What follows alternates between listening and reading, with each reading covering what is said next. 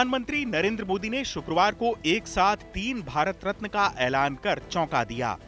पूर्व प्रधानमंत्री चौधरी चरण सिंह और नरसिंह राव के अलावा कृषि वैज्ञानिक डॉक्टर एम.एस. स्वामीनाथन को भारत रत्न देने का ऐलान किया गया है।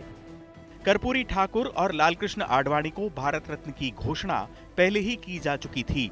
यानी इस साल सरकार ने अब तक 5 हस्तियों को देश का सर्वोच्च नागरिक सम्मान देने का ऐलान किया है।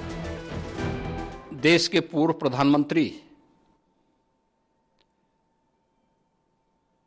किसानों के मसीहा चौधरी चरण सिंह जी को भारत रत्न की घोषणा एक अभिनंदनीय घोषणा है। यह देश के करोड़ों किसानों का सम्मान है। इसे सकारात्मक दृष्टि से देखते हैं और सच्चाई ये है कि इनको तो पहले ही नवाजा जाना चाहिए था, लेकिन इसका संज्ञान पहली बार यदि किसी गवर्नमेंट ने लिया है तो मोदी जी के नेतृत्व की हमारी गवर्नमेंट ने लिया है। दलगत राजनीति से ऊपर उठकर पीवी नरसिम्हा राव को भी सम्मानित किया। नहीं, बराबर दलगत राजनीति से ऊपर उठकर ही हम लोग इस प्रकार के फैसले करते हैं। भारत रत्न राष्ट्रपति देता है तो बहुत अच्छी बात है कि ये जो है भारत रत्न दिया गया। पीवी नरसिम्हा राव जी जिन्होंने आर्थिक सुधार सबसे ज़बरदस्त किए थे, और मुझे दुख है कि उनके साथ मनमोहन सिंह जी वित्त मंत्री थे। इन दोनों ने आर्थिक सुधार लाए जो बाद में 2004 से 14 तक लागू हुए, उसके खिलाफ श्वेत पत्र आ रहा।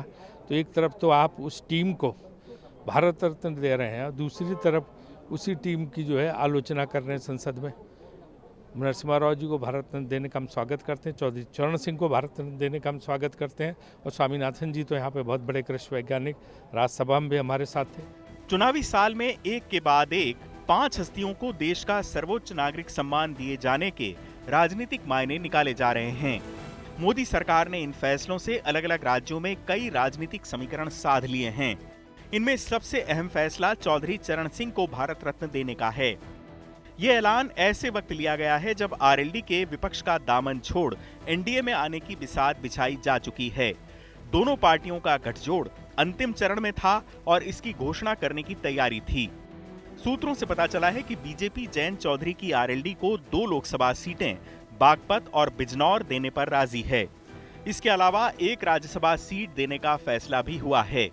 किसानों के मसीहा के तौर पर जाने जाने वाले चौधरी चरण सिंह को भारत रत्न देने से पश्चिमी उत्तर प्रदेश, राजस्थान, हरियाणा और दिल्ली की जाट बहुल सीटों पर असर पड़ सकता है।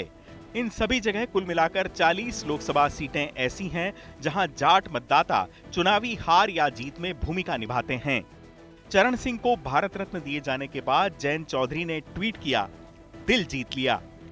जयंत के एनडीए में आने से पश्चिमी उत्तर प्रदेश में बीजेपी को काफी फायदा हो सकता है।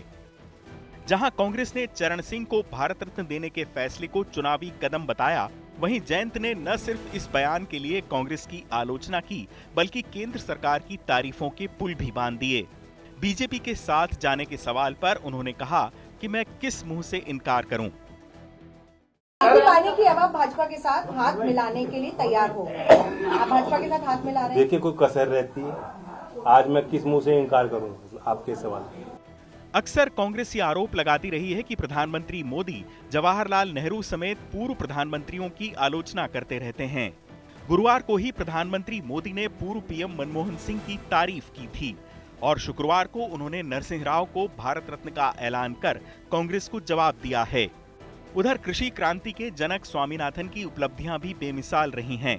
नरसिंह राव और स्वामीनाथन दोनों की गिनती दक्षिण भारत की बेहद प्रतिभाशाली हस्तियों में होती रही है। ऐसे में बीजेपी ने इन दोनों को भारत रत्न का ऐलान कर दक्षिण के समीकरण साधने की कोशिश की है।